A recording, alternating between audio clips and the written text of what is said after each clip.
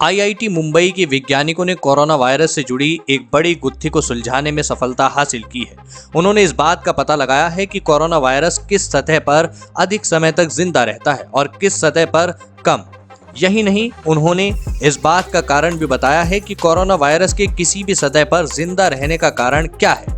वैज्ञानिकों का कहना है कि यह शोध एक तरफ जहां लोगों को कोरोना के खौफ से राहत दिलाने का काम करेगा, वहीं वैज्ञानिक आधार पर आया यह निष्कर्ष कई नीतियों को बनाने में प्रभावकारी भी साबित हो सकता है। जी हाँ दोस्तों, आईआईटी मुंबई के प्रोफेसर रजनीश भारद्वाज ने बताया कि शोध में सामने आया है कि पोर्स सरफेस यानी छिद्र युक्त सतह जैसे कि पेपर और कपड़ों में वायरस कम समय तक जिंदा रहता है। इस सतह पर वायरस कुछ घंटों तक ही जिंदा रहता है। वहीं ग्लास, स्टेनलेस स्टील और प्लास्टिक में वायरस क्रमशः 4, 7 और 7 दिन तक जिंदा रहता है। पेपर पर वायरस 3 घंटे से कम समय तक ही जीवित रहता है।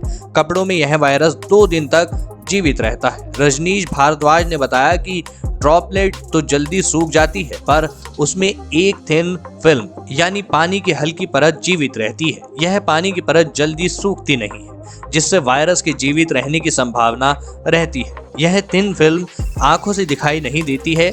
यह एक रहस्य की तरह का मामला था, जहां ये दिख रहा था कि ड्रॉपलेट कुछ मिनट या सेकंड्स में सूख जाती है, पर वायरस जीवित रहता है। ऐसे में पानी की हल्की परत ने इस मामले को सुलझाया है।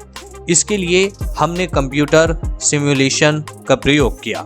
आईआईटी मुंबई के प्रोफेसर रजनीश भारद्वाज ने कहा कि पोर सरफेस जैसे कि पेपर, कपड़ों में वायरस के जल्दी खत्म होने की वजह से ड्रॉपलेट फैल जाती है। इसमें वजह से इसका वाष्पीकरण तेजी से होता है। वहीं गिलास, स्टेनलेस स्टील आदि में वाष्पीकरण देर से होता है। हमने रिसर्च नैनोमीटर वाली लिक्विड लेयर पर की है।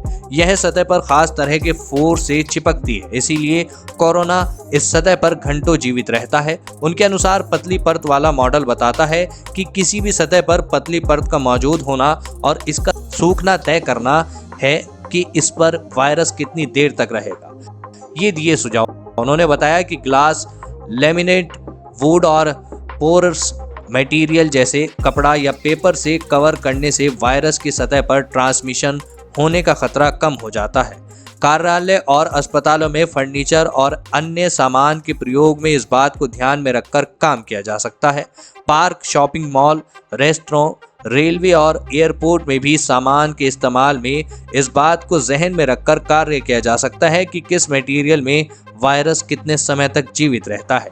वैज्ञानिकों ने सुझाव दिए हैं कि चूंकि स्कूल में नोटबुक का आदान प्रदान होता है और बैंक में करेंसी का, ऐसे में यहाँ पर भी इन बातों को ध्यान में रखकर नीति बनाई जा सकती है। दोस्तों, फिलहाल इस वीडियो में इतना ही। देश विदेश की अन्य खबरों के लिए आप चैनल को सब्सक्राइब कर सकते हैं।